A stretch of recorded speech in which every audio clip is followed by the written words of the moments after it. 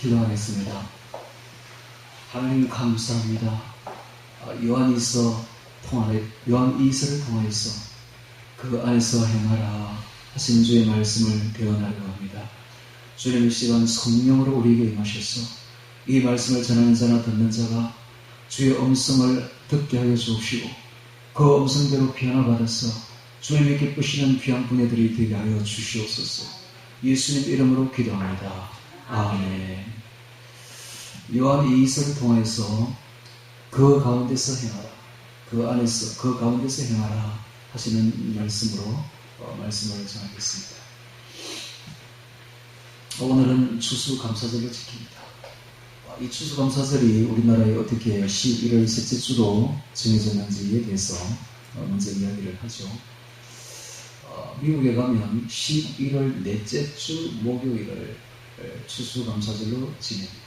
땡스기빙 데이라 해서 미국에서는 11월 넷째 주 목요일이 바로 추수감사절이죠. 그래서 이제 우리나라에 복음을 전해준 분들이 바로 미국 사람들이기 때문에, 미국 선교사들이기 때문에 그 선교사들이 이제 우리나라에 들어와서 복음을 전했기 때문에 교회가 세워지고 난 뒤에 우리도 미국처럼 추수감사절을 지내자 하는 논의가 있었습니다.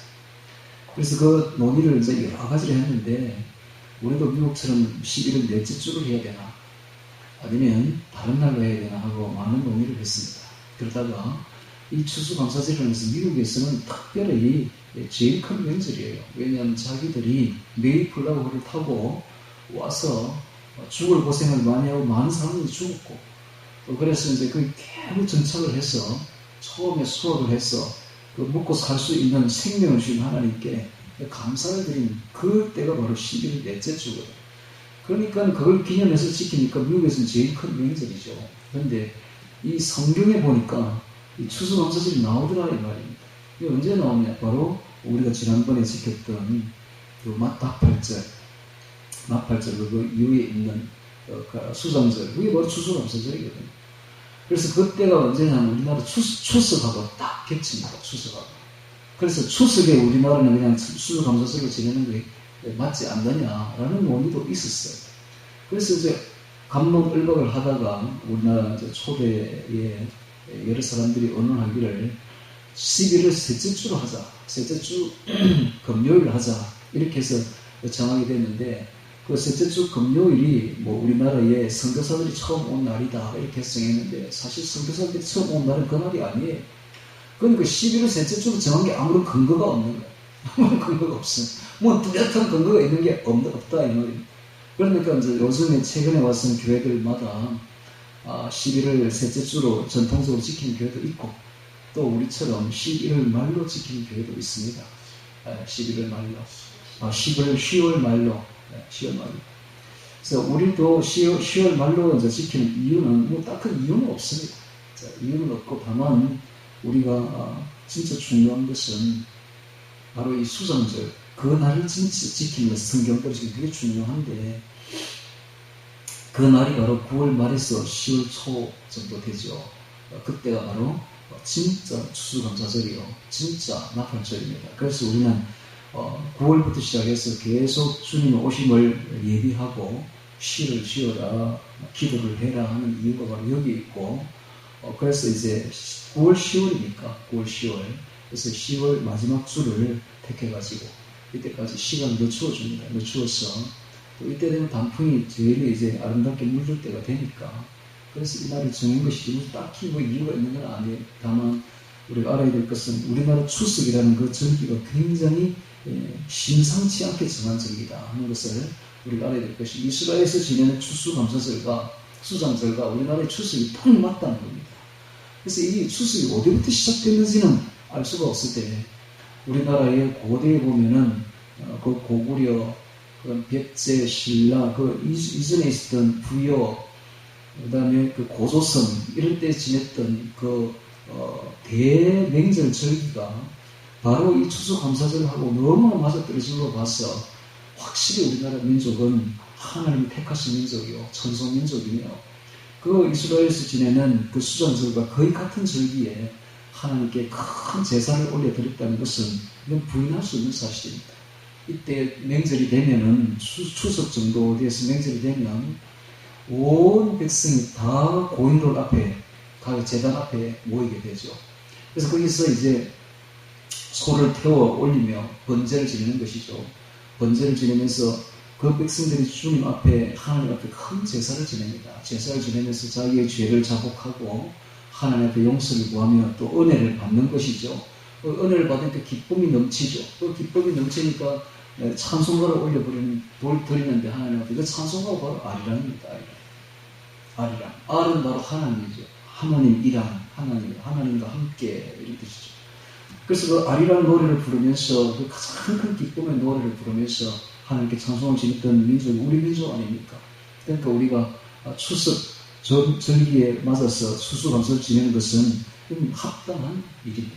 그래서 오늘 우리가 왜 이렇게 빨리 땡겨서 다른 교회와 달리 10월 말에 추수감사를 지내는가 하는 이야기를 하려고 제가 설명을 하고 있는 것입니다. 그래서 이건 뭐 우리나라 10월 11일 셋째 주 정부에서 아무런 근거가 없다. 아무리 살펴보다 아무런 근거가 없는 것이다. 라는 사실이고, 그러면 중구난방이죠, 중구난방. 근데 성경에 보니까, 이게 9월 말에서 10월 초순에 있는 바로 그 수장절이 바로 진짜 지키라는 추수감사절이구나 하는 이야기인 것입니다. 자, 그러면 이 추수감사절에 주님께서는 왜 하나님께서는 추수감사절을 지키라고 했는가? 수장절을 지키라고 했는가? 여기 뭐 배추라든지 무라든지 이런 걸 많이 이렇게 진열을 해놔서 참 보기 좋죠. 이런 거 바치라고 했는가? 아닙니다. 이거 아닙니다. 진짜 하나님이 말하는 것은 이런 거 바치면서 진짜 그 속에 영적인 뜻이 들어있습니다. 그 영적인 뜻이 무엇인가? 우리 자신을 주님이 기뻐하시는 그 열매로, 과실로 바치라는 것입니다. 그럼 우리에게는 무슨 열매가 맺히는가? 우리에게도 열매가 맺힙니다. 곡식에게도 열매가 맺히듯이 우리에게도 열매가 맺힌다고. 우리는 어떤 열매가 맺히는가? 자, 갈라디아서 5장을 한번 찾아보도록 하겠습니다. 갈라디아서 5장.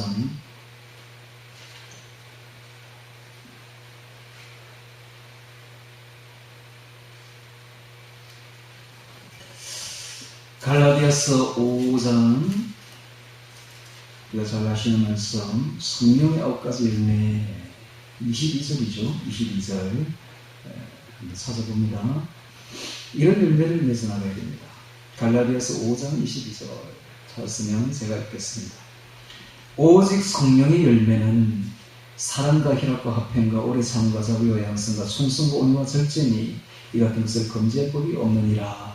9가지 열매가 나왔는데, 자, 다시 한번 보겠습니다. 자, 성령이 우리 안에 들어오게 되면, 예수 그리스도께서 성령으로 우리 안에 들어오게 되면 예수님의 인품의 인격의 열매가 맺힌다. 이런 뜻입니다. 예수님의 인격의 열매는 어떤 열매인가? 첫 번째가 사랑입니다. 사랑. 예수님은 어떤 분인가? 바로 사랑입니다. 사랑이 충만합니다. 그래서 예수님의 얼굴을 우리가 한 번도 본 적이 없는데, 천국에 가서 예수의 얼굴을 딱 보면 그 예수님의 얼굴에는 그냥 사랑이라고 쓰여 있습니다. 사랑이 되어 있다. 이것이 바로 예수님의 얼굴입니다. 그렇다면 예수님을 담고 있는, 우리 속에 넣고 있는, 우리 가운데 성령으로 예수님을 넣고 있는 우리들도 그 얼굴이 어떻게 변해야 되는가? 나이가 들면서 탐욕으로 변하면 안 됩니다. 탐욕. 우리 얼굴에 탐욕이라고 쓰여 있으면 안 된다. 물욕이라고 쓰여 있으면 안 됩니다. 우리 얼굴에 정욕이라고, 음란이라고, 음욕이라고 이런 게 쓰여 있으면 안 된다. 우리 얼굴에도 예수님처럼 사랑, 희생, 사랑으로 딱 쓰여 있어야 됩니다. 이타적인 사랑, 이기적인 사랑이 아니라 이타적인 사랑. 남을 위해서 원수까지 사랑할 수 있는 그런 이타적인 사랑으로 우리 얼굴에 쓰여 있어야 됩니다. 그래서 오늘 제가 제 얼굴을 봤죠. 거울로 이렇게 보니까 도저히 사랑의 얼굴이 아닙니다. 네, 도저히 탐욕의 얼굴, 탐욕의 얼굴이고 정욕의 얼굴. 그래서 제가 기도했습니다. 하나님, 제 얼굴을 너무 보기 싫습니다. 제가 제 얼굴을 봐도 너무 보기 싫은데 주님은 얼마나 보기 싫겠습니까? 그래서 제 얼굴도 주님 얼굴처럼 사랑으로 변하기가 없었어. 사랑의 열매가 내 안에서 맺히기가 없어서 하고 기도했는데, 여러분, 우리 얼굴에 우리가 책임져야죠. 우리가 어떻게 사느냐에 따라서 얼굴이 얼이, 영혼이, 얼이 굳었다. 이거 얼굴 아닙니까? 내 안에 있는 영혼이, 내 마음이 굳어서 나타나는 게 얼굴입니다. 그래서 요즘에 사람들이 이제 얼굴을 예쁘게 하려고 성형수술도 많이 하고 화장품도 뭐 좋은 거 찍어 바르고 하는데 그러려고 되는 게 아니에요. 나이가 들어 주름이 있어도 괜찮아요. 문제는 내 얼굴이 어려서 얼굴이 나타나는 그 풍기는 향기가 있다. 그 분위기가 있어요. 사랑의 분위기로 나타나요. 옛날에 우리 어른들 보면, 동네 어른들 보면 참 사랑이 충만했죠. 그 당시에는. 그래서 그 동네 사람들, 이런 특히 우리 아버지 같은 얼굴들을 보면 나이가 들어서 이게 주름이 많이 가고 그래 해도 그 얼굴에서 사랑이 느껴진다. 사랑의 희생이 느껴진다. 예, 우리 주님의 손 한번 보십시오. 못 박힌 거, 못 자국 난 손. 그 사랑이 느껴지지 않습니까? 그런 데서. 그와 같이 우리들도 이런 사랑의 열매를 맺혀야 됩니다. 자, 다시 한번 보겠습니다. 22절. 성령의 열매는 사랑과 희락은 기쁨이죠. 사랑이 충만하면 그 속에서 배어나는 잔잔한 기쁨이 있습니다. 기쁨, 희락. 이 희락은 어디서 나오는 기쁨입니까? 이건 사랑에서 나오는 기쁨입니다. 사랑이 있으면 그 사랑으로 기쁨이 충만하죠. 이런 기쁨은 코미디언이 주는 그런 웃음하고 틀립니다. 코미디언이 주는 웃음은 웃으면서도 그 속에 뭔지 모를 슬픔이 배어있는, 너무나 일시적이고 더듬는 웃음이죠. 허망한 웃음입니다. 그런데 사랑으로 나온 웃음은 이건 영원한 웃음입니다. 잔잔히 비어있는, 그 우리에게 주신 진정한 기쁨, 이거 바로 희락이죠. 그래서 사랑만이 진정한 기쁨을 가질 수가 있습니다. 사랑만이 우리를 기쁘게 하는 것이죠. 세상에서 우리를 제일 기쁘게 하는 건 무엇입니까? 바로 사랑입니다. 사랑은 바로 천국입니다. 사랑이 있는 것은 천국이죠. 그 천국에 가면 기쁨이 넘치듯이 오늘 우리에게 이 기쁨의 열매가 맺혀야 된다. 그래서 성도의 얼굴은 어떤 얼굴이냐? 찡그리면 안 됩니다. 성도의 얼굴은 불평불만 두 개 주고 한 개 안 먹은 사람처럼 그래 얼굴을 늘 찡그리고 있으면 안 된다. 우리 성도의 얼굴은 항상 기쁨이 넘치는, 웃음이 넘치고 기쁨이 넘치는 얼굴을 가져야 되는 것입니다. 이게 바로 우리가 맺어야 될 열매들입니다. 그 다음에는 화평의 열매입니다. 성도가 가는 곳에는 싸움이 화평케 돼요. 싸우는 사람이, 분쟁하는 사람이 아니라 화평케 하는 사람이 되어야 되죠. 그 다음 오래 참는 인내의 열매가 맺어야 되며, 그 다음 자비 나옵니다. 이 자비가 영어에는 kindness로 되어 있습니다. 친절입니다. 친절. 오늘 우리의 성도의 얼굴은 친절해야 됩니다. 친절이 되어야 됩니다. 남을 대할 때 항상 친절하게 되어야 돼요. 그래서 말이 중요합니다. 말을 할 때에 항상 다른 사람의 마음을 아프지 않도록 그렇게 친절하게 이야기를 해야 됩니다. 독한 말을 해서는 안 돼요. 독설이 나와서는 안 돼요. 남을 푹푹 찌르는 말을 해서는 안 돼요. 항상 칭찬하는 말, 그 다음에 덮어주는 말, 이해해주는 말, 친절하는 말, 이렇게 사랑의 말, 이런 걸 해야 돼요. 사람을 그렇게 대해보십시오. 그럼 사람이 완전히 달라집니다. 그 사람이 우리를 얼마나 좋아하는지 몰라요. 여러분 존경받고 싶거든요. 남을 존경하십시오. 그럼 존경받습니다. 예, 친절하게 대해야 돼요. 친절하게 대하면 존경받습니다. 오늘 우리의 열매가 친절해야 돼요. 친절. 예. 그 다음에 양선이 나오는데, 양선은 선량, 거꾸로 하면 딱 맞아요. 예. 양선이 아니라 선량. 오늘 우리가 선한 사람, 착한 사람, 선량한 사람이 그런 열매가 맺혀야 됩니다. 충성이 나옵니다. 충성은 신실. 오늘 우리의 말은 신실해야 됩니다. 그래서 가능하면 말하지 마시고 행동을 옮겨야 됩니다. 이게 바로 신실입니다. 말은 그럴싸하게 했는데 그 말에 행동이 따르지 않는다면 이건 충성이라고 볼 수 없죠. 신실이 아니죠. 그래서 오늘 우리가 특히 남에게 뭘 베풀어 줄 일이 있으면 말하지 마세요. 말하지 말고 먼저 베풀으라고, 말하지 말고. 그게 바로 신실한 사람. 말보다 행동이 앞서야 됩니다. 행동보다 말이 앞서는 사람은 충성이라고 볼 수 없습니다. 오늘 우리 성도의 말은 어떤 것도 맹세하지 말고, 어떤 것도 약속하지 말고, 어떤 것도 뭐 해주겠다고 이야기하지 말고, 말보다 먼저 행동을 하라고, 행동을. 예, 그게 신실한 겁니다. 다음에 온유가 나옵니다. 온유. 온유는 성품이 온유한 것이죠. 예. 온유한 자는 복이 많이 저희가 위로를 받을 것입니다. 땅을 기업으로 받을 것입니다. 예, 온유. 그 다음에 이제 마지막으로 나오는 게 뭡니까? 절제. 왜 마지막으로 나왔을까요? 이게 제일 어려우니까. 이게 제일 마지막으로 맺히는 열매니까. 다른 것보다 제일 어려운 게 무슨 열매다? 바로 절제 열매입니다. 절제. 만약에 우리가 절제할 수 있다면 이 사람은 진짜 성령의 사람입니다. 성령이 아니고는 절제가 안 됩니다. 어떤 절제를 해야 돼요? 욕심을 절제해야 됩니다. 욕심. 정욕을 절제해야 됩니다. 정욕을. 욕심과 정욕을, 탐욕과 욕심을 절제해야 됩니다. 오늘 우리가 탐욕의 사람이 될 것인가, 육체의 소욕을 쫓아가는 사람이 될 것인가, 아니면은 절제를 통해서 성령의 사람이 될 것인가는 우리한테 달려 있습니다. 우리한테 달려 있습니다. 다른 사람을 바꿀 수는 없어요. 사람은 고쳐서 못 쓴다는 말이 있습니다. 사람은 절대 변하지 않습니다. 세상을 그래서 여든까지 간다는 말이 있죠. 그런데 고칠 수 있는 게 있습니다. 자신의 몸은 자기가 고칠 수 있어요. 그래서 자기 의지대로 자기가 운동하면 자기 몸은 얼마든지 고쳐낼 수가 있습니다. 이거는 자기한테 달려있어요. 자기 의지에 달려있어요. 자기 노력에 달려있습니다. 저도 이렇게 식단을 좀 조절하고 운동을 좀 했더니 몇 년 전부터 지금 많이 달라졌어요. 몸이. 그래서 어떻게 달라졌는가? 옛날에는 제가 바지를 입던 걸 지금은 못 입어요. 전부. 너무 커서. 옛날에 입던 바지 하나도 못 입어. 전부 다 버렸어요. 그랬어요. 그리고 불과 1년 전에 그 허리 작은 일의 바지를 입었는데 그 당시 딱 맞았거든요. 그것도 이제 못 입었죠. 너무 커가지고. 그거 다 이제 다 수술 다 했거든요. 고칠 수 있는 거는 자기 몸은 자기가 얼마든지 고칠 수 있습니다. 그렇게 해서 건강한 몸, 아름다운 몸매를 유지를 해야 됩니다. 여러분, 운동을 하는 사람은 몸매가 아주 아름답습니다. 운동을 하면. 근데 운동을 안 하면 몸매가 아주 엉망이 돼버리죠. 의지에 자기가 달렸다. 그런데 몸만 고칠 수 있는 게 아니에요.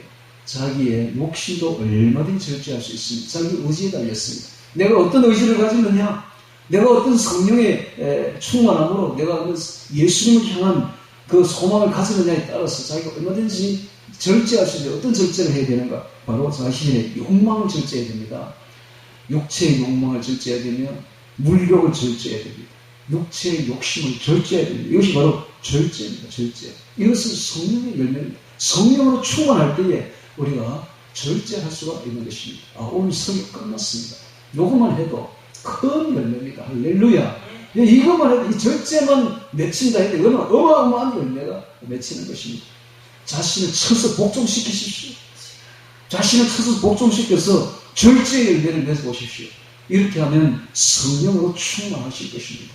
반대로 욕심을 따라가 보십시오. 육체의 욕심을 따라가 보십시오. 성령은 어디 가는데 흔적이 없습니다. 그래서 육체의 욕심과 성령이 서로가 반대가 됩니다. 그 말이 있죠. 자, 16절 보십시오.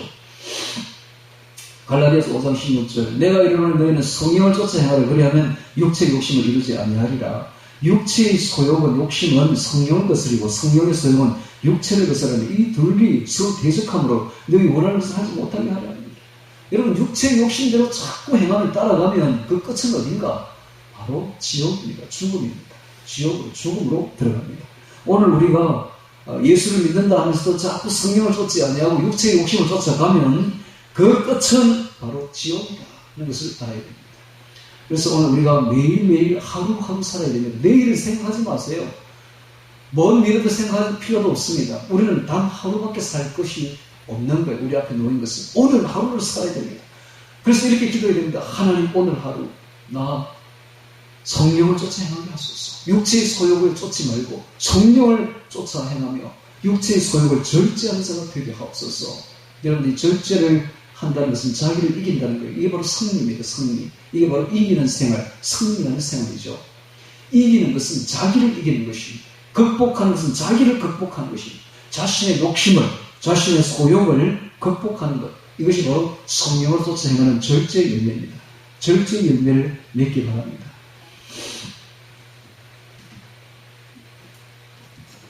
자, 이제 요한 2서로 넘어오셔서 오늘 이 추수감사절에 우리가 맺어야 할 열매를 잠시 이야기를 했습니다. 하나님은 우리에게 이런 열매가 맺히기를 바라고 있다는 사실입니다.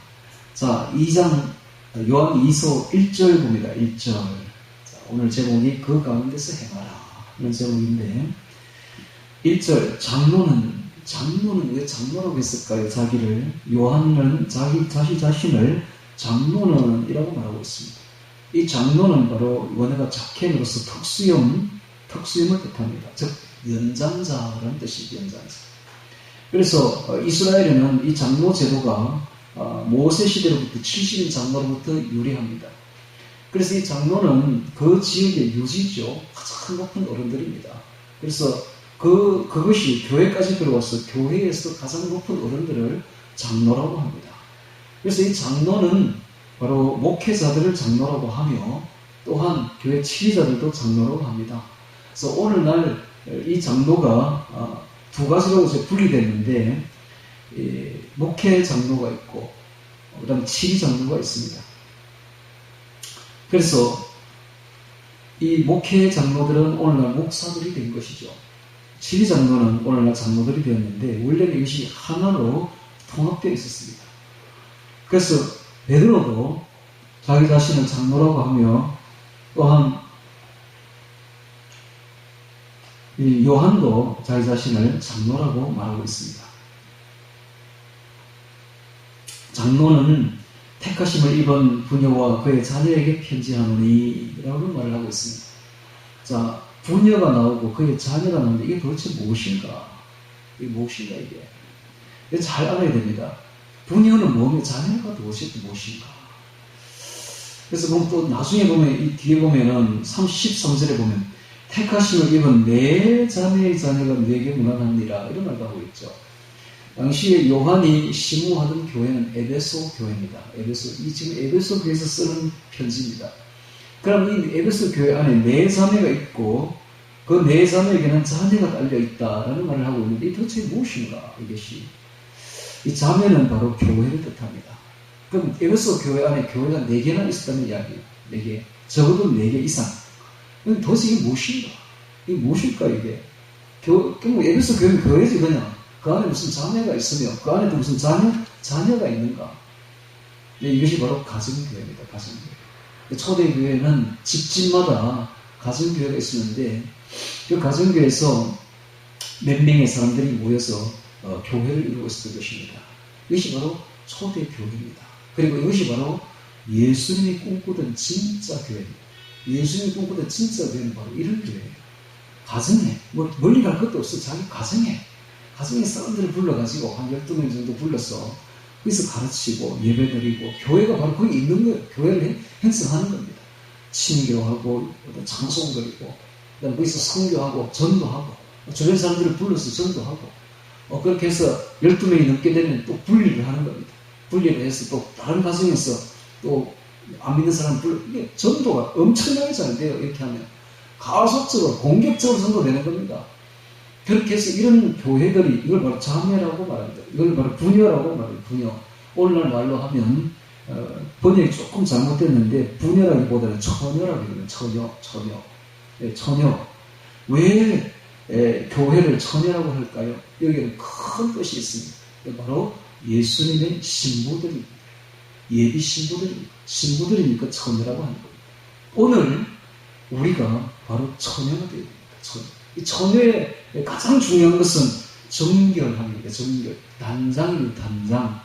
자기를 정결하게 단장해야 됩니다.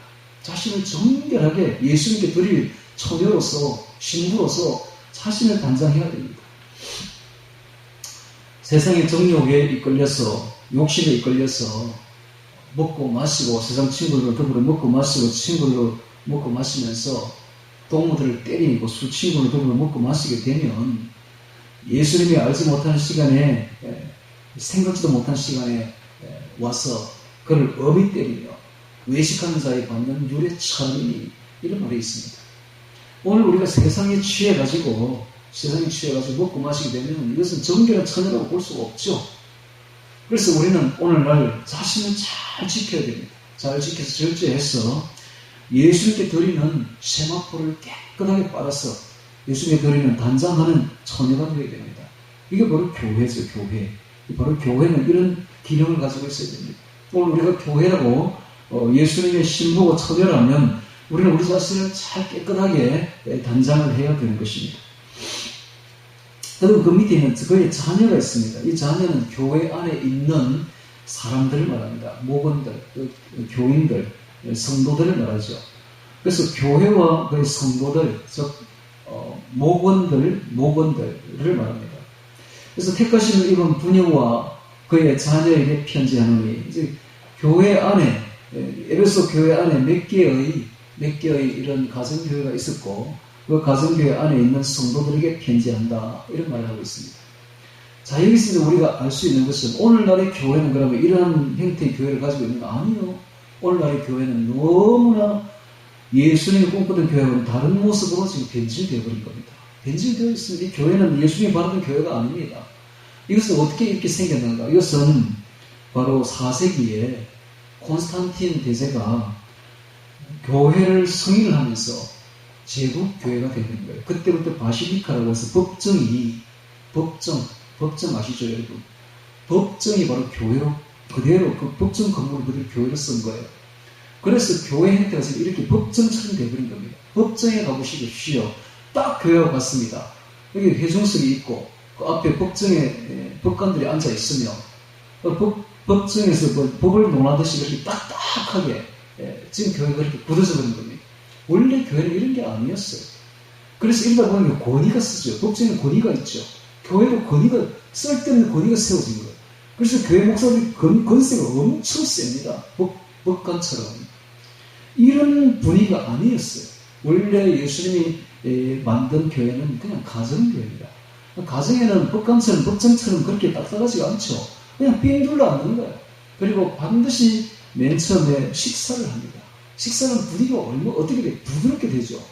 부드러운 친절한 분위기 속에서 찬양을 하고 말씀을 나누고 그리고 서로의 깊은 이야기를 나누고 어려운 점을 나누고 그러면 그 어려운 점을 들은 사람들이 자신의 그 옛날에 있었던 그 감정을 해주고 나도 그런 어려움을 당했는데 하면서 내가 예수님께 기도했더니 그 어려움이 다 해소되었더라. 그런 감정을 한다고. 그런 그 은혜를 받습니다. 그럼 또 그 어려운 문제를 놓고 우리 기도합시다. 그래서 같이 기도해주고. 자, 이렇게 부드럽게 서로 하나 되고 깊은 이야기를 할 수 있게나 친도가 되죠. 교제가 되죠. 그리고 교제 속에서 불신자를 데려오면 불신자가 그 분위기를 보고 녹아드는 겁니다. 누구도 그렇게 자신들을 안아주는 단체가 없었는데, 모임이 없었는데, 여기 오니까 깊은 이야기를 해주고, 깊은 마음을 타치해주면서 부드럽게 안아주니까 그냥 녹아드는 거예요. 그래서 그 교회에 그냥 빠져들어요. 그게 바로 사랑 아닙니까? 사랑. 그래서 그 사랑이 충만한 거예요. 그런데 오늘날 교회가 사랑이 충만하니까 전혀 아닙니다. 오늘날 교회는 누가 누군지도 모르고 그냥 와서 복장에 와서 그냥 예배대로 냅다 가기 바쁜 이런 형태의 교회는 예수님이 만든 교회가 전혀 아닙니다. 예수님의 교회는 그냥 가정에 앉아가지고 서로 도란도란 이야기나 밤을 셉니다. 거기 밤을 새면서 이야기 나누면서 서로를 위해주고 기도해주며 정말 사랑으로 충만해서 그래서 어려운 점이 있으면 가서 막 도와주고 그 목원들이 그 12명 되는 그 하나가 딱 되는 거야. 형제 자매처럼. 그래서 예수님도 말합니다. 누가 나의 형제는 나의 모친이며 나의 형제인가 하면서 자기 제자들을 향해서 손을 내밀어 가라사대 나의 모친과 나의 동생들을 보라. 누구든지 하늘에 계신 내 아버지의 뜻대로 행하는 자는 내 형제 자매의 모친이니라. 왜 이런 말을 했을까요? 앞으로 생길 교회가 친형제, 친자매처럼 하나의 가정이 될 것이다. 이런 뜻입니다. 그 가정처럼 만들고 싶었던 거예요, 예수님은. 그래서 초대교회는 그렇게 했습니다. 그래서 오늘 이런 말이 있는 거예요. 놀라운 발견이죠. 제가 오늘날 최근에 이걸 발견한 거예요. 제가 앞으로 이제 교회를 만들어 나가면 어떻게 교회를 만들어 나갈 것인가. 제가 60부터 진짜 이제 교회를 해야 되는데 라고 하는데 예수님이 어느 또 우연히 어떤 책을 보게 되고 그 책에서 또 우연히 신청했더니 진짜 가정교회를 실제로 처음으로 원조적으로 시작한 사람이 책을 받게 됐고 제가 요새 막 탐독을 하고 있습니다. 탐독을 하면서 연구하고 있는데 깜짝 놀랍니다. 세상에 이런 일이. 그래서 오늘날의 교회는 뜯어고쳐야 돼요. 사실은 이건 예수님이 바라던 교회가 아닙니다. 원래대로 가야 돼. 진짜 예수님이 바라던 그 교회를 세워나가야 됩니다. 제가 그걸 꿈꾸고 있습니다. 내가 예수님이 제가 오늘날 예수님이 꿈꾸던 교회를 계속 펼쳐나가야 되겠다. 이런 생각은 바로 이겁니다. 예, 여기 보니까 다시 1절에 봅니다. 장로는 택하심을 입은 부녀와 그 가정교회입니다. 부녀와 그 가정교회에 있는 목자를 말하죠. 그의 자녀, 그 목원들이죠. 예, 가정교회에 있는 한 12명 되는 그 목원들에게, 자녀에게 편지하는 이런 뜻입니다. 그런 교회들이 그 에베소 교회 안에 여러 개 있었다는 겁니다. 그런 가정교회들. 편지하노니 내가 참으로 사랑하는 자여 나뿐 아니라 진리를 아는 모든 자도 그리하는 것은 우리 안에 가여 영원히 우리와 함께할 진리를 인함이었다. 진리가 나오고 있습니다. 진리가 무엇일까요? 진리는 바로 예수 그리스도가 바로 진리입니다. 그리고 예수 그리스도의 말씀이 바로 진리입니다. 왜 예수님이 진리고 예수님의 말씀이 진리인가? 변하지 않기 때문입니다. 예수님은 하나님이시고 하나님은 전지전능하신 천지를 창조하신 하나님이시기에 하나님이 변치 않기 때문에 하나님의 말씀도 변하지 않습니다. 영원한 진리인 것입니다. 그러면 다른 건 진리가 아닙니다. 여러분, 우리가 학교에서 배우는 모든 지식들은 진리가 아닙니다. 그것은 변할 수가 있습니다. 그래서 특히 의학계에 가면 이런 말이 있습니다. 모든 학설은 뒤집어지려고 있는 것이다. 뒤집어지기 위해서 있는 것이다. 여러분, 이게 무슨 뜻입니까? 어떤 의학자가 어떤 학설을 탁 냅니다. 그러면 좀 있으면 다른 의학자가 그걸 확 뒤집어버려요. 다른 학설이 나왔어. 그러니까 의학자들은 말하기를 진리는 없는 것이다. 전부 다 그냥 다 변하는 것이다. 이런 이야기를 합니다. 여러분, 우리가 알아야 될 것은 현대의학은 미숙하기 짝이 없습니다. 미숙하기 짝이 없어요. 의사는 미숙하기 짝이 없는 사람들입니다. 그 사람들 그 전지전능한 사람들 아니에요. 정말로 미숙하기 짝이 없습니다. 하나님이 만드신 우리 몸은 너무 높아요. 너무 정교해요. 여기에 의사들이 하는 것은 너무 미숙한가요? 그러니까 의사 믿지 마세요. 의사보다 훨씬 더 믿어야 할 것은 하나님이에요. 하나님이 만든 음식들이에요. 하나님 만든 음식을 가지고, 하나님 만든 공기를 가지고, 하나님 만든 운동을 가지고 얼마나 치유할 수 있습니다. 의사들이 하는 것도 훨씬 더 완벽하게 치유가 됩니다. 의사들은 너무너무 미숙한 거예요. 왜? 넘어지기 위한, 뒤집어지기 위한 학설만 낼 뿐이야, 이 사람들은. 좀 있으면 더 나은 학설이 나오면, 지금 나온 학설은 다 뒤집어집니다. 그러니까 진리가 아니죠. 다 변합니다. 학교에서 배우는 모든 가설들이, 모든 그 지식들이 다 그렇습니다. 인간이 낸 지식들은 전부 다 진리가 아닙니다. 변합니다. 그러나 하나님이 하신 말씀은 변하지 않습니다. 할렐루야. 그분이 바로 예수님이십니다. 하나님의 말씀이 바로 예수님이죠. 말씀이 육신이 되신 분이 바로 예수님이죠. 예수님이 하신 말씀은 변치 않습니다. 그래서 우리는 교회를 세울 때도 예수님이 뭐라고 말씀하셨나를 잘 봐야 됩니다. 예수님이 하신 그 말씀이 바로 진리이기 때문에, 변치 않기 때문에 지금 전통을 따라가면 안 되고, 이건 변할 수가 있기 때문에 예수님이 하신 그 말씀이 무엇인가, 이걸 잘 봐서 예수님의 소원을 이루어드리는 교회가 되어야 되는 것입니다. 자, 이것이 바로 진리입니다. 진리는 바로 예수님이십니다. 예수님은 바로 진리입니다. 그 예수님의 진리는 어디에 근거하느냐? 전부 다 사랑에 근거합니다. 예수님이 요한복음 13장 34절에 이런 말씀하시죠. 새 계명을 너희에게 주노니 서로 사랑하라. 내가 너희를 사랑같이 너희도 서로 사랑하라. 너희가 서로 사랑하면 이로써 모든 사람이 너희가 내 제자인 줄 알리라. 예수님이 유일하게 한 계명을 주셨는데 다른 계명은 준 적이 없습니다. 한 개 딱 주셨어요. 이게 바로 서로 사랑하라입니다. 즉 진리는 바로 사랑, 예수님은 곧 사랑입니다. 하나님은 곧 사랑이시다. 여러분, 그래서 이 모든 지식에, 모든 성경 지식의 제일 끝에는, 제일 높은 곳에는 뭐가 있느냐? 바로 사랑입니다. 사랑. 이것이 바로 최종 열매입니다. 최종 열매.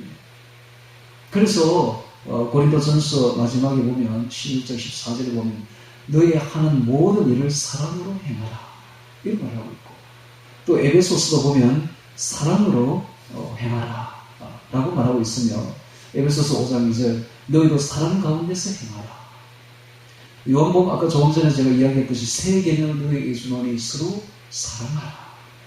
이것이 최고의 계명이요 가장 높은 가르침입니다.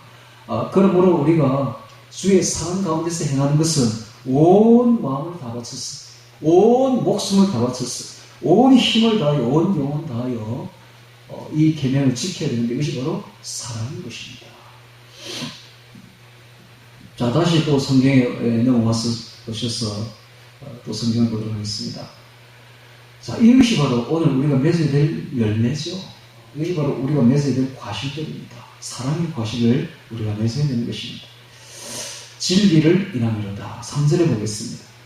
은혜와 긍휼과 평강이 하나님 아버지와 아버지 아들 예수 그리스도께로부터 진리와 사랑 가운데서 우리와 함께 있으리라. 그랬습니다. 진리와 사랑 가운데서. 자, 왜 이렇게 진리라는 말을 지금 계속 강조를 하고 있는가 하면 나중에 7절 이하에 나오는 영지주의 때문에 그렇습니다. 당시의 영지주의자들의 비진리를 염두에 두고서 진리와 사랑 가운데서 우리와 함께 있으리라 하는 말을 하고 있다는 사실입니다. 자, 4절에 보겠습니다.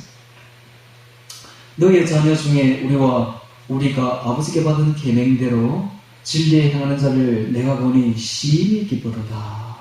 진리에 행하는 자를 내가 보니 이것은 서로 사랑하는 자를 보니 이 말입니다. 진리에 행하는 것은 곧 진리이신 예수님 안에 행하는 것이요 예수 안에 있다는 것은 곧 사랑 안에 있다는 뜻입니다.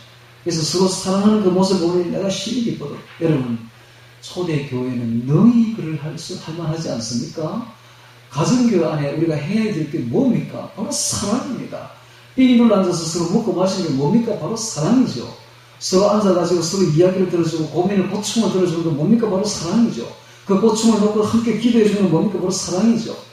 어려운 일이 있으면 같이 도와주는 게 뭡니까? 그게 바로 사랑 아닙니까? 사랑 가운데서 행하는 걸 보니 내가 기쁘다. 여기에 보면 오늘날 교회는 너무나 달라져 버렸죠. 사랑이 없습니다. 법정 교회가 무슨 사랑이 있겠습니까? 법에는 싸움하는 곳입니다. 여러분, 법정은 뭐 하는 곳인가? 그건 합법적으로 싸움하는 곳입니다. 싸움하는 곳. 거기에 무슨 사랑이 있겠습니까? 날카로운 논쟁이 있을 뿐이죠. 그래서 오늘날 교회들이 보면 날카로운 논쟁은 잘하는데 사랑은 없어요. 왜? 분위기 자체가 딱 그렇게 만들어졌다고 지금. 근데 초대교회를 보면, 가정교회를 보면 거기는 특징이 사랑이 충만하죠. 그래서 이런 말을 하고 있습니다. 아버지께 받은 계명대로 진리에 행하는 자를, 사랑 가운데서 행하는 자를 내가 보니 심히 기쁘다. 심히 기쁘다. 자, 5절에 부녀여 내가 이제 너에게 구하노니 서로 뭐하자? 사랑하자.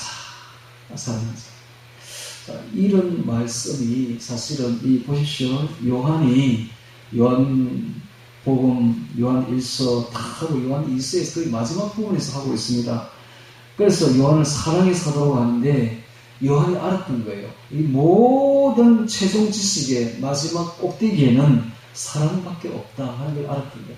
그래서 예수님도 그런 말을 하셨고, 자, 오늘 우리들도 맺어야 될 최고의 열매, 최종 열매는 바로 사랑입니다.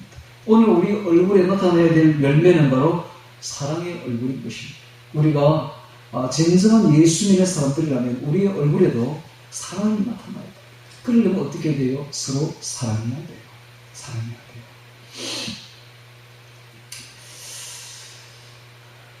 돼요. 아이고, 목사님 이걸 어떻게 사랑할 수 있습니까? 마음에 안 드는데. 여러분, 세상 사람들 전부 다 마음에 안 들고 다 부족한 사람들입니다.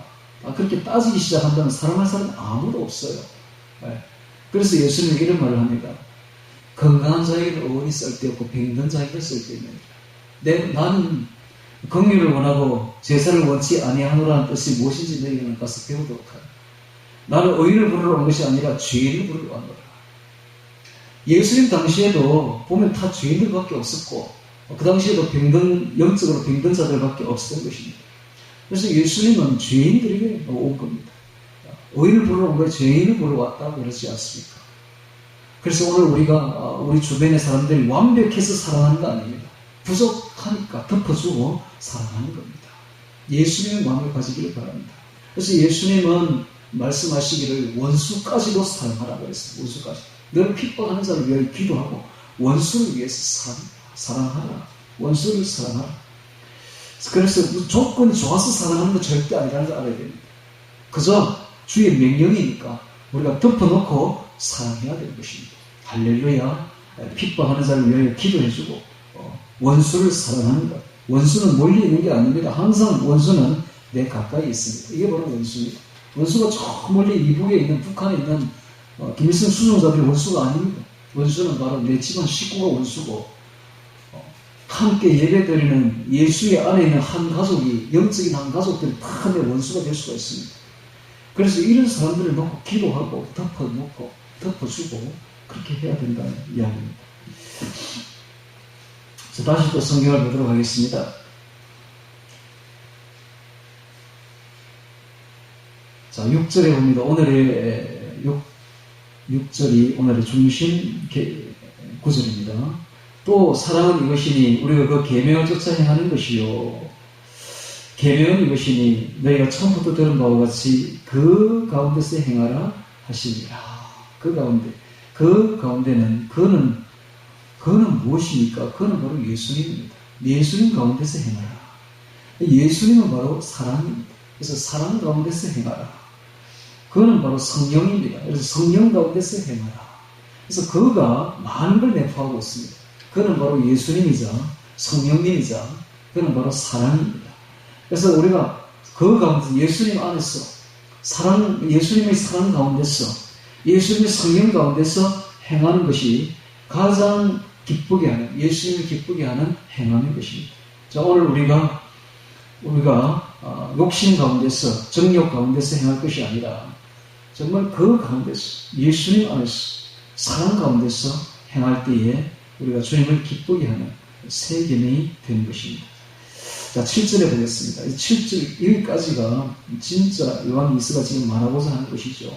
그래서 요한 1서의 지금까지의 말씀을 이렇게 보면 요한 1서 전체를 축약한 것 같지 않습니까? 요한 1서 전체를 딱 압축하면 1절부터 6절이 딱 될 겁니다. 예.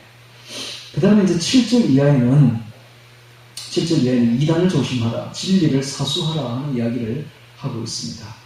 자, 1절부터 6절까지는 그 가운데서 행하라고, 7절 이하에는 이단을 조심하라 하는 이런 이야기입니다. 자, 7절 보겠습니다. 미혹하는 자가 많이 세상에 나왔나니 이는 예수 그리스도께서 육체로 임하심을 부인하는 자라. 예수 그리스도께서 육체로 임하심을 부인하는 자, 이것이 바로 적그리스도인데 이거 바로 영지주의입니다. 영지주의. 당시에 영지주의는 뭐라고 말했는가? 예수는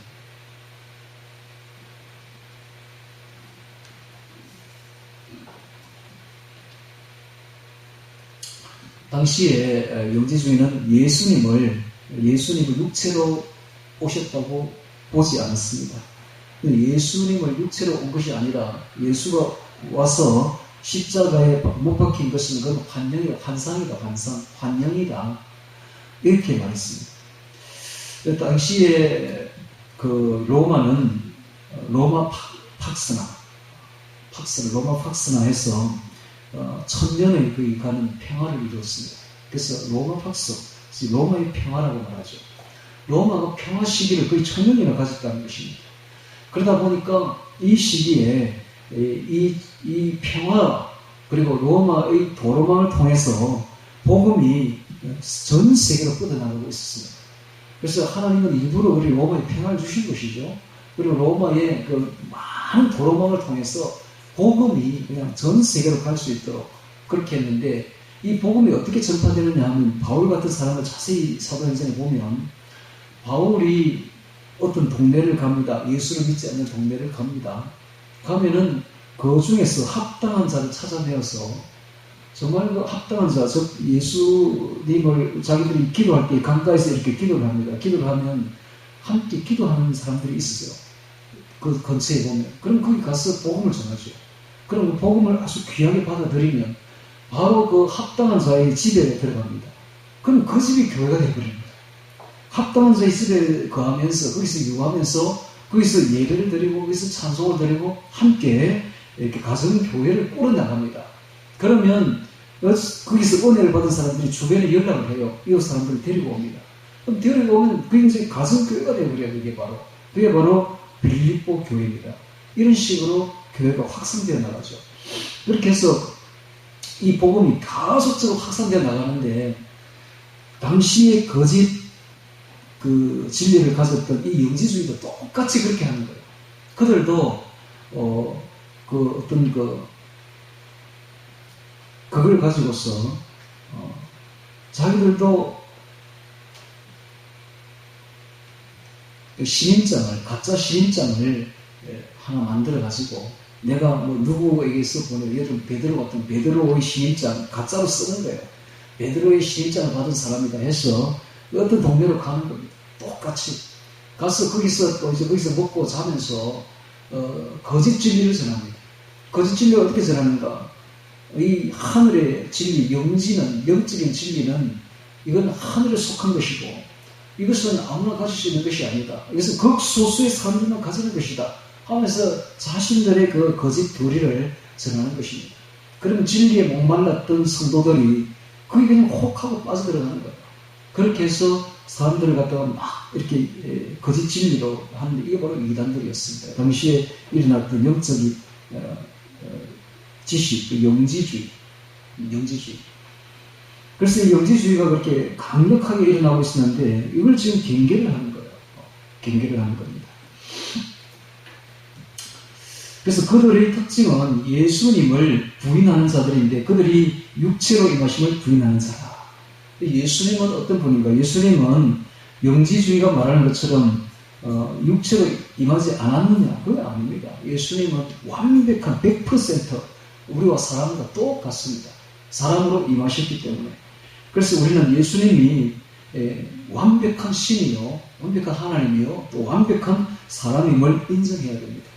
이게 바로 정상적인 지식이죠.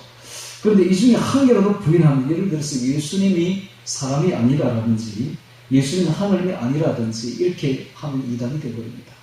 그래서 이단은 뭔가? 이단은 바로 예수에 대해서 다르게 말하는 사람이 바로 이단입니다. 그래서 다른 걸 가지고 우리가 이단이다 이렇게 정지하면 안 되고, 딱 구원은 예수께 달렸는데 이 예수에 대해서 올바르지 않게 전하는 게 바로 이단이 되어버린 것입니다. 그래서 함부로 이단이라고 정지하면 안 돼요. 오직 예수에 대해서 어떻게 이야기하는가, 이걸 잘 봐야 됩니다. 구원에 대해서 어떻게 이야기하는가, 이게 바로 이단의 분기점이 되는 것입니다. 분기점. 그런데 가톨릭은 그럼 어떻게 이단인가? 가톨릭은 예수를 시인합니다. 예수를 다 이야기를 해요. 그런데 예수보다 더 높은 분이, 하나님보다 더 높은 분이 바로 마리아다라고 말하니까, 그래서 자기들은 절대적으로 마리아에게 기도해야 된다고 말하니까 이게 바로 이단이 되어버리는 겁니다. 그래서 이 구원 문제, 예수 문제에 대해서 함부로 다른 이야기를 하는 사람들은 이단이 되는 것입니다. 자, 다시 또 성경을 봅니다. 이는 예수 그리스도께서 육체로 임하심을 부인하는 자, 이것이 미혹하는 자요 적 그리스도니, 너희는 너희를 삼가 우리의 일한 것을 잃지 말고 오직 온전한 상을 얻으라 그랬습니다. 우리의 일한 것은 바로 복음입니다. 복음을 잃지 말고 오직 온전한 상을 얻으라. 영원한 생명과 그 영광을 온전한 상이라고 말합니다. 지내처 되어 있습니다. 지내처 그리스도의 교훈 안에 거하지 아니하는 자마다, 그리스도의 교훈 안에 거하는 자는 지나친 게 아니죠. 근데 그리스도의 교훈 안에 거하지 아니하고 그 교훈을 지나쳐서 자기의 지혜, 자기의 생각, 자기의 사상, 자기의 교훈을 말하는 자가 바로 지내처입니다. 그래서 오늘 우리가 이 강단에서 말씀을 전하는 자는 철저히 말씀 안에 있어야 돼요. 철저히 예수 안에 있어야 되지, 자기 생각, 자기 사상, 자기 지혜, 철학, 이런 거, 정치 이야기, 이런 거 하면 안 된다는 거예요. 절대로 지나치면 안 됩니다. 오직 예수 안에 있어야 됩니다. 철저하게, 이 부분 철저하게 해야 됩니다. 철저하게. 저 역시, 여러분, 제가 어떤 말씀을 전합니까? 제가 제 생각 전합니까? 제가 역사 이야기, 제가 철학 이야기 한 적이 있습니까, 여러분? 저는 맨 처음에 예수를 믿고 난 뒤에 이 부분에 대해서 확실히 주님 앞에 무릎 꿇었습니다. 제가 예수 믿기 전에 10년 동안 다른 이방 종교에 있었다는 사실을 여러분도 한번 들어서 아실 것인데 10년 동안 진짜 치열하게 이방 종교를 연구를 한 사람입니다. 안 돌아본 정도가 없어요. 그냥 거의. 그런 사람이 예수를 믿고 나니까 옛날에 그 종교에 대해서 아는 게 얼마나 많겠습니까? 철학, 종교. 제가 원래 철학과 가려고 한 사람이기 때문에 철학, 종교에 대해서는 아주 일각에 있는 사람이죠. 그런 사람이 고등학교 선생이 이제 고등부 선생이 됐는데 그 애들을 가르칠 때 얼마나 아는 게 많겠어요. 그러니까는 옛날에 주워 들었던 그 이야기가 나오는 겁니다. 자연히. 그걸 딱 했는데 그 당시 성경이 제가 출간했거든요. 했는데 집에 돌아가니까 예수님이 늘 실망한 것 같은 거예요. 그래서 무릎 바로 딱 꿇었습니다. 꿇고는 제가 진짜 맹세를 하기를 주님 앞에 주여 제가 다시는 옛날 종교 이야기하지 않겠습니다. 다시는 내가 말도 하지 않겠고 생각지도 않겠고 완전히 배설물로 여기 내가 지금까지 그 받았던 지식, 철학, 역사 이야기, 종교 이야기 배설물로 똥으로 얘기했습니다. 오직 주의 말씀만을 붙들고 그 말씀만을 전하겠습니다. 라고 제가 맹세를 한 거예요. 그래서 그 뒤부터는 오직 성경 말씀만 전하지 다른 것 전하지 않습니다. 이 이야기를 지금 하고 있는 거예요. 지내쳐 그리스도의 교훈 안에 거하지 아니하는 자마다 하나님을 모시지 못하되 교훈 안에 거하는 이 사람이 아버지와 아들을 모십니다. 오늘 우리는 예수님의 교훈 안에만 있어야 돼요. 예수님의 말씀 안에만 있어야 됩니다. 할렐루야. 자기 생각대로 하면 안 됩니다. 그럼 교회로 움직여 나갈 때도 예수님이 뭐라고 말씀하시는가 잘 봐야 돼요. 예수님이 뭐라고 말씀하셨습니까? 마태복음 28장 마지막 20절에 가서 그랬어요. 가서 전도해서 가서 아버지와 아들과 성령 이름으로 세례를 줘야 됩니다. 세례를 주고 내가 너에게 분부한 모든 것을 가르쳐 지키게 하라. 이 세 가지를 해야 됩니다. 그런데 오늘 교회들이 그렇게 하느냐? 그렇게 안 하죠.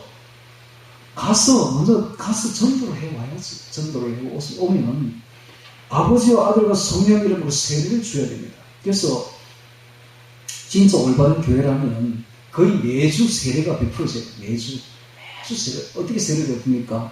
이렇게 오면 내가 어저께 이제 타이핑을 쳐가지고 책을 하나 만들었는데 저 뒤에 있어서 한번 보시고 이 13주 동안 다 교육을 시키는 겁니다. 불신자. 이렇게 항상 교회는 다른 믿는데 사람들이 이동하는 거 받으면 안 됩니다. 절대 받아서는 안 돼요. 나가서 불신자를 전도해 와야 돼요. 그리고 그걸 가르치면 됩니다. 13주 동안 석 달이죠. 딱 가르쳐서 다 가르침 받고 예수를 영접하고 나면 바로 세례를 줘야 돼요. 세례. 일반 교회도 아직 6개월 교육하고 이런 거 아니고 그래서 예수님은 잘 영접하고 예수님을 믿음으로 고백하고 13주 교육을 딱 받고 나면 바로 세례를 줘요. 그래서 거의 매주 세례가 베풀어져야 됩니다. 아버지와 아들과 성령 이름으로 세례를 주고 내가 너에게 가르친 것을 모두 가르쳐 지키게 하라. 내가 너에게 분부한 모든 것을 가르쳐 지키게. 이게 바로 예수님이 하신 말씀입니다. 그 말씀대로 우리가 행해야 됩니다. 예수님이 하신 대로 우리가 12제자를 모았어. 많이도 모을 필요가 없어. 12제자 정도만 모으면 돼. 한 집에 모아서 거기서 도란도란 음식도 나누면서 먹으면서 주님처럼 주님이 제자들에게 했듯이 함께 먹으며 함께 생활하며 그렇게 함께 형제 자매가 되어서 걸어가는 이것이 바로 예수님이 원했던 교회입니다. 오늘날 이렇게 전통적인 교회를 따라가면 안 됩니다. 우리는 예수님이 뭐라고 말씀하셨는가, 성경은 뭐라고 말하는가를 자세히 보고 그 말씀대로 따라가야 되는 거. 지내쳐 하면 안 됩니다. 지내쳐하면. 자, 10절에 봅니다. 누구든지 이 교훈을 가지지 않고 너에게 나아가거든 그를 집에 들이지도 말고 인사도 하지도 말라. 이 영지주의자들은 인사도 단호하게 잘라버리라. 칼같이 경계하라. 잘라버리라. 라고 말합니다. 실제로 요한이 그렇게 했어요. 요한이 어느 날 목욕탕에 당신이 로마에는 목욕탕이 유명했잖아요. 에베소에도 로마 문화가 대로 있었으니까 큰 목욕탕이 있었거든. 목욕탕에 탁 들어갔는데 이단 개수, 영지주의 개수, 캐리투스에서 목욕을 하고 있는 거예요.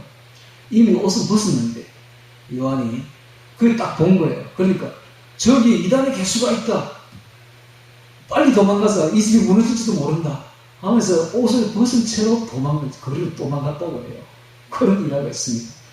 그 정도로 이단을 싫어했던 사람이 바로 이 요한입니다.